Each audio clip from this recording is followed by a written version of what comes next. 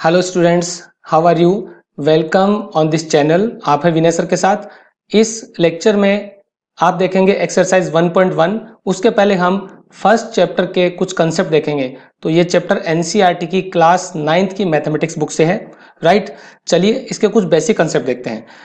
ये आप देख सकते हैं स्क्रीन पर। हम फर्स्ट चैप्टर को स्टडी करेंगे नंबर सिस्टम, राइट। अब नंबर सिस्टम देखो क्या होता है। सबसे पहले मैं नंबर लाइन की हेल्प से आपको समझाने की कोशिश करता हूं। आपने अर्लियर क्लासेस में यानी कि क्लास 6, 7 और 8 में अच्छे से पढ़ा होगा नंबर लाइन के बारे में। नंबर लाइन क्या होती है? इस तरह की लाइन होती है जो दोनों तरफ इनफाइनेटली एक्सटेंड होती रहती है और यहां पर कुछ नंबर्स होते हैं, राइट। तो सबसे पहले हम नेचुरल नंबर के बारे में पढ़ेंगे, उसके बाद में वन बाय वन हम देखेंगे कि कितने तरह के नंबर सिस्टम्स होते हैं और नंबर लाइन पे हम उनको कैसे रिप्रेजेंट करते हैं। सबसे पहले नेचुरल नंबर सिस्टम लेंगे हम, जिसका पहला नंबर 1 से स्टार्ट होता है। इसका फर्स्ट नंबर क्या होगा? 1, then 2, then 3, 4 and so on. इस तरह से हम डैश डैश डैश लगाकर इसको शो कर देते हैं। अब ये हमारा फर्स्ट नंबर सिस्टम हो गया, ये हो गया। चलो हम यहां पर लिखते हैं इसको। ये वाला फर्स्ट हो गया हमारा नेचुरल नंबर सिस्टम, इसको एन से डिनोट करते हैं, ठीक है।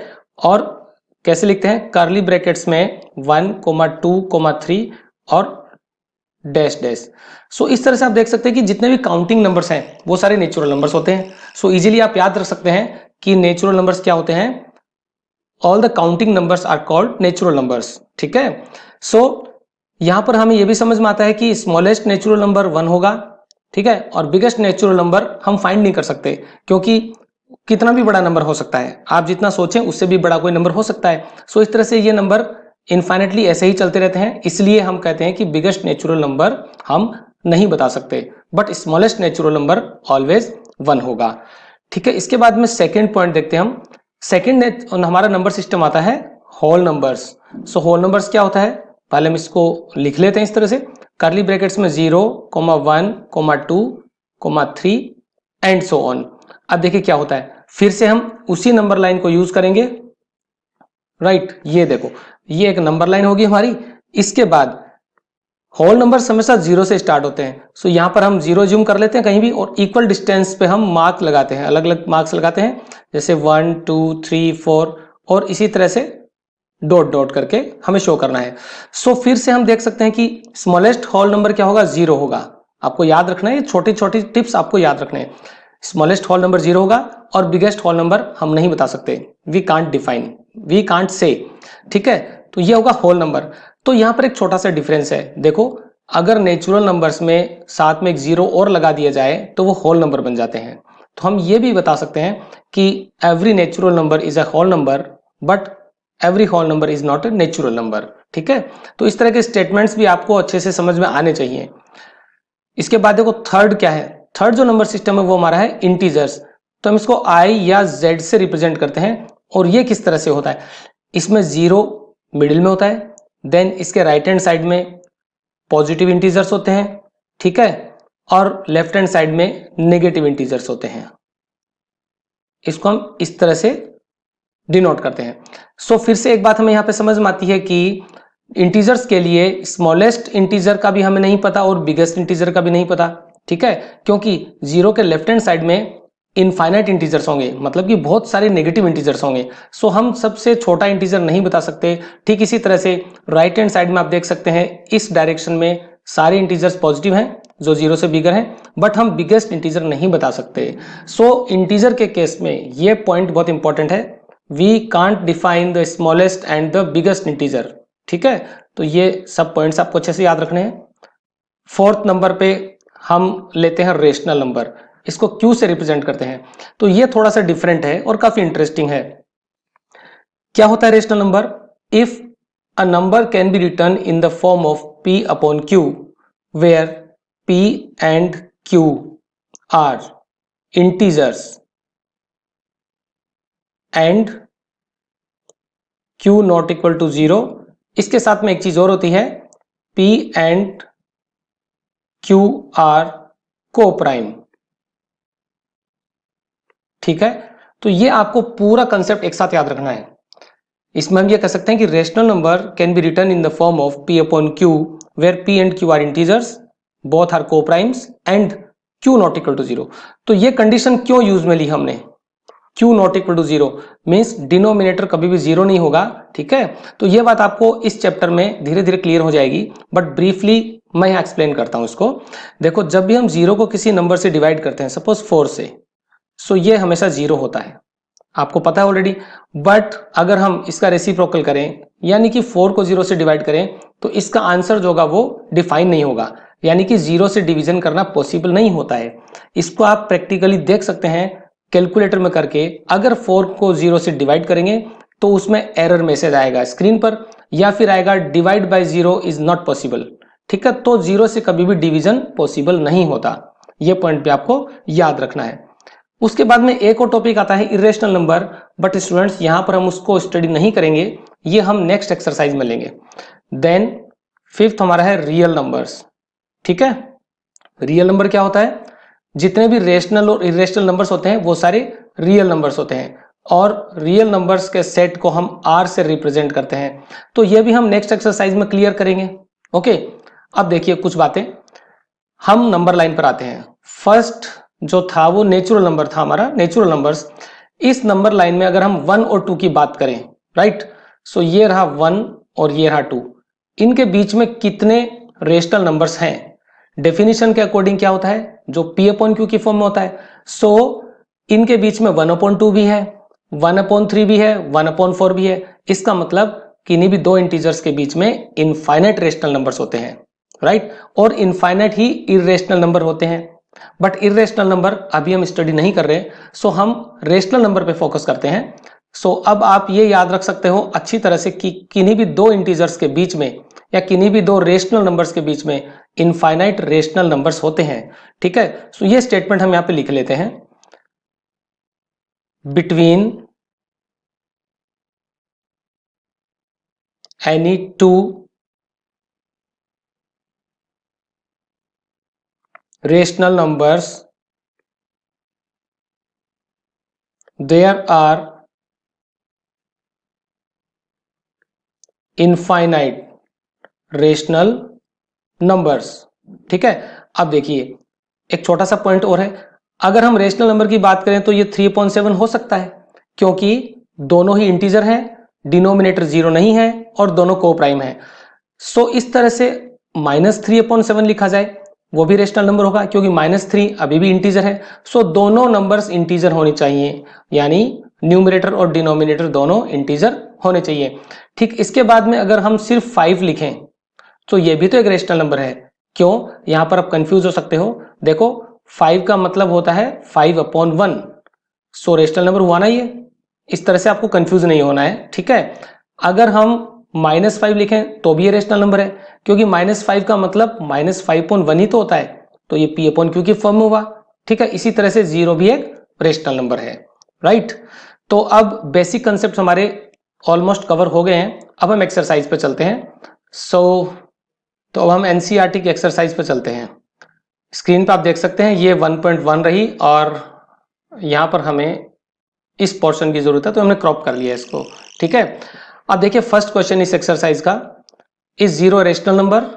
सो इसका हम सॉल्यूशन यहां पे लिखते हैं, मैं सारे सॉल्यूशंस स्टेप बाय स्टेप लिख रहा हूं, right. Is 0 a rational number, can you write it in the form of p/q where p and q are integers, okay. जो भी कंडीशन है वो यहां पर लिखी हुई है। सो हम इसका आंसर लिखेंगे, yes 0 is a rational number because 0 can be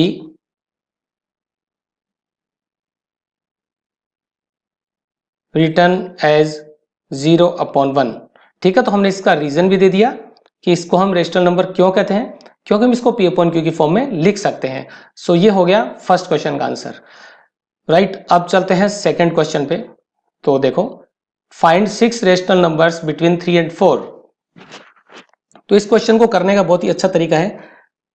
अगर आप एग्जाम्पल्स पढ़ेंगे तो उसमें दो तरह से मतलब कि दो मेथड दिए गए हैं। इस तरह के क्वेश्चंस को आप दो अलग अलग मेथड से कर सकते हैं, बट आपको एक ही मेथड यूज करना है, ठीक है। फिर भी आपको नॉलेज होना चाहिए दोनों मेथड का। सो 6 रेशनल नंबर्स बिटवीन 3 एंड 4। अब यहाँ पे एक बात ध्यान देने की है, कितने रेशनल नंबर फाइंड करने हैं? 6 रेशनल नंबर। सो हम क्या करेंगे, 6 में 1 ऐड करेंगे और डिनोमिनेटर को हम 7 में कन्वर्ट करेंगे, राइट। सो 3 एंड 4 हम लिखेंगे converting denominator into 7 we have. अब देखिए दोनों नंबर्स हमारे कौन से हैं? 3 एंड 4। सो 3 को हम किस तरह से लिख सकते हैं? इसको हम लिख सकते हैं 3 इंटू 7 अपॉन 7, ये हो गया 21 upon 7 and 4 equals 4 into 7 upon 7 जो कि होता है 28 अपॉन 7। अब यहां पर आपको कंफ्यूज नहीं होना, हमारे ओरिजिनल नंबर थे 3 एंड 4, लेकिन आप देखोगे 21 अपॉन 7 को तो ये भी तो 3 है और 28 अपॉन 7 ये 4 है, राइट। सो नंबर वही है, हमने इनको p अपॉन क्यू की फॉर्म में लिखा है और प्रॉपर डिनोमिनेटर की फॉर्म में। सो अब हमें क्या फाइंड करना है? 6 rational number. Second question 6 rational number. So easily अब हम 6 रेशनल नंबर फाइंड कर सकते हैं। सो हम लिखेंगे यहां पर 6 rational numbers between 3 and 4 are. देखो अब हमारे पास जो नंबर है वो है 21 upon 7 and 28 upon 7। So numerator में हम 21 के बाद 22 कंसिडर करेंगे, 23, 24, 25, 26, 27, ठीक है। और इन सब में डिनोमिनेटर हम 7 लगा देंगे। आप 7 को यहाँ पे हमें फिट करना है 7, ठीक है, और बीच में हम कोमा लगा देंगे। तो देखिए क्या हुआ, ओरिजिनली जो हमारे नंबर थे वो 3 एंड 4 थे, बट हमने उनको रिप्रेजेंट किया 21 अपॉन 7 और 28 अपॉन 7 की फॉर्म में। अब इजीली हम 21 और 28 के बीच के 6 नंबर इजीली लिख सकते हैं, 22, 23, 24, 25, 26 एंड 27। और उन दोनों में जो 7 था डिनोमिनेटर में वो हम इन सब के नीचे लगाएंगे। तो आप देख सकते हो कि 6 रेशनल नंबर्स हमने फाइंड किए हैं और इनकी वैल्यू 3 से 4 के बीच में लाई करती है, ठीक है। सो अब चलते हैं हम थर्ड क्वेश्चन की तरफ, और आई थिंक ये क्वेश्चन भी सेम है, ठीक है। Find 5 rational numbers between 3/5 and 4/5। अब देखो हमें 5 रेशनल नंबर्स फाइंड करने हैं। सो 5 में 1 ऐड करेंगे 6 और गिवन रेशनल नंबर्स को हम 6 से मल्टीप्लाई डिवाइड करेंगे, राइट। सो यहां पर हम इसकी लैंग्वेज लिखते हैं 3/5 एंड 4/5, ठीक है।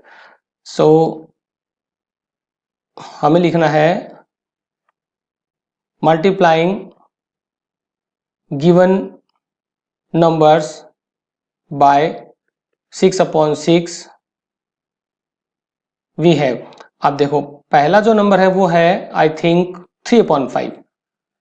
सो 3/5 इज इक्वल टू क्या होगा, इसको हम 6/6 से मल्टीप्लाई करेंगे तो ये हो जाएगा 18/30। एंड जो दूसरा नंबर है वो है 4/5, तो इसको हम इस तरह से कन्वर्ट करेंगे इंटू 6/6 और ये हो जाता है 24/30, ठीक है।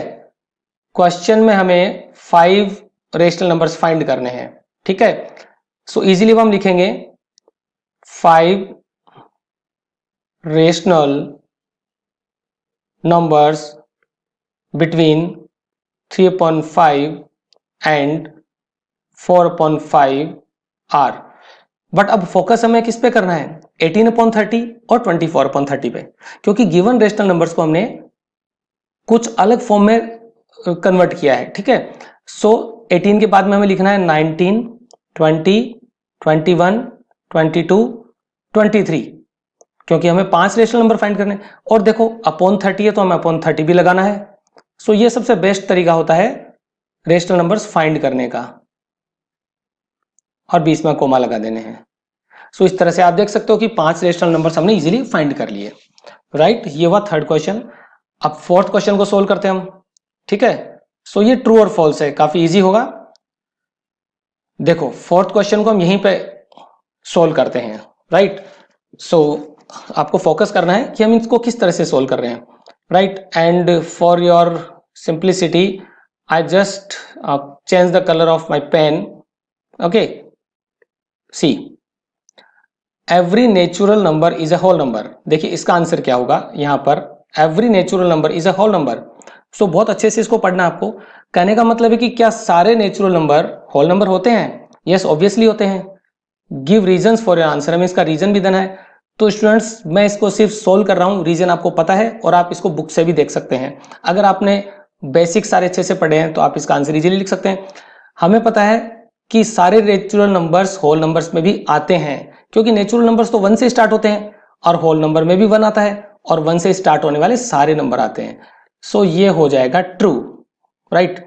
Second part, every integer is a whole number. देखो एवरी इंटीजर होल नंबर नहीं हो सकता, क्योंकि इंटीजर में नेगेटिव वैल्यूज भी आती हैं, वो नेगेटिव वैल्यूज होल नंबर्स में नहीं आती, क्योंकि होल नंबर 0 से स्टार्ट होता है। सो इसका आंसर क्या होगा? फॉल्स। ठीक है, अब थर्ड पार्ट देखते हैं हम। Every rational number is a whole number, right. अब देखो सारे रेशनल नंबर होल नंबर नहीं हो सकते। सपोज हमने एक रेशनल नंबर लिया 3/4, ये तो होल नंबर नहीं है। बट अगर कोई रेशनल नंबर इस तरह से है, मान लीजिए 7, तो 7 रेशनल नंबर है और ये होल नंबर भी है। बट अगर कोई फ्रैक्शन जैसा नंबर है तो वो होल नंबर नहीं होगा। फॉर एग्जाम्पल 3/4, 7/4, 9/11, ये सारे रेशनल हैं बट होल नंबर नहीं है, क्योंकि होल नंबर 0 से स्टार्ट होते हैं। ठीक है, 0, 1, 2 इस तरह से, उनमें कोई फ्रैक्शन नहीं आता। सो ये वाला पार्ट भी हमारा फॉल्स हो जाएगा। ओके स्टूडेंट्स, सो इस तरह से एक्सरसाइज 1.1 हमारी कंप्लीट हो गई है। काफी छोटी सी एक्सरसाइज थी और बहुत इजी थी। और इस लेक्चर के एंड में मैं आपको एक मैसेज देना चाहता हूं कि अभी सबकी स्कूल्स ओपन हो चुकी हैं और आप ऑफलाइन स्टडी कर रहे हैं। No doubt offline study is the best way, but अगर ऑनेस्टली आप ऑनलाइन स्टडी करते हैं तो भी आप उतना ही अच्छे से समझ के सारी चीजें अच्छे से कर सकते हैं। Okay, so I hope you will share and like this video. Have a good day.